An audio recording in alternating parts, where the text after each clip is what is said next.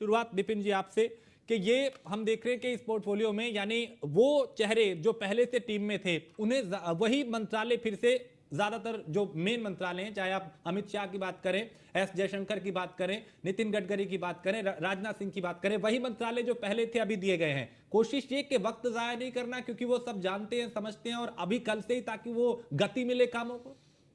बिल्कुल राजेश जी, बिल्कुल मैं इत्तेफाक रखूंगा, क्योंकि यही कारण रहा है, क्योंकि यहां पर वक्त जाहिर ना हो। और सबसे बड़ी बात है गवर्नेंस की, सरकार चलाने का तजुर्बा अब लगभग सारे नेताओं को, सारे मंत्रियों को पहले से ही हो चुका है। और अगर हम नरेंद्र मोदी की बात करें खासतौर पे, जो बतौर प्रधानमंत्री तीसरी बारी कार्यभार संभालने जा रहे हैं, तो वहां पर उनको तजुर्बा एक राज्य स्तर पे रह चुका है। जब गुजरात के मुख्यमंत्री थे, फिर यहां पर तीसरी बारी कार्यकाल 2014 में प्रधानमंत्री बने, फिर 2019 में, अब 2024 में। तो एक बिल्कुल साफ स्पष्ट संदेश उन्होंने दे दिया।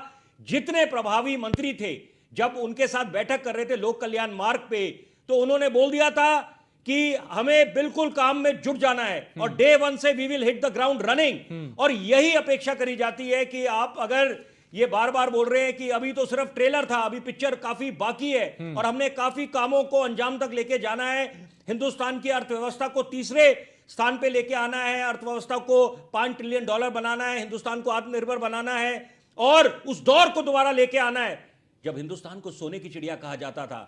तो यहां पर इसके लिए सबका साथ, सबका विश्वास, सबका प्रयास बूंद बूंद सागर बनाता है।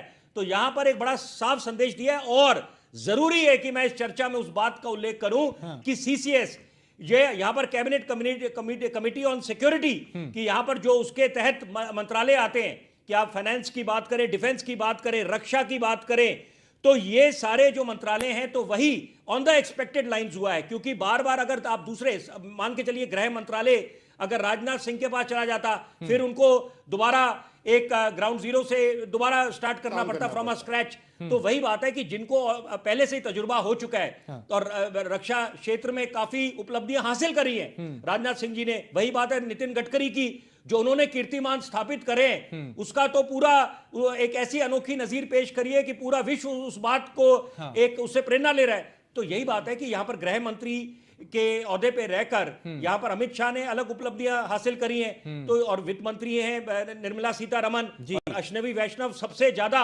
जिसे क्वालिफाइड कहेंगे इस मंत्रिमंडल में वो हैं। तो ये सारा मुझे लगता है बड़ा होलिस्टिक बैलेंस है और बहुत इसके पीछे सोच गई है आपने सबको। क्योंकि एक जरूरी बात मैं जरूर बोलूंगा कि पहले दोनों कार्यकाल में 2014 में 2019 में बोला जा रहा था मोदी सरकार, देखिए, जबकि बाकी घटक दल भी थे और अब उनके साथ एनडीए के बाकी दल भी शामिल थे। लेकिन अब यहां पर इस बात पे तवज्जो देनी पड़ेगी कि ये मोदी की एनडीए सरकार है।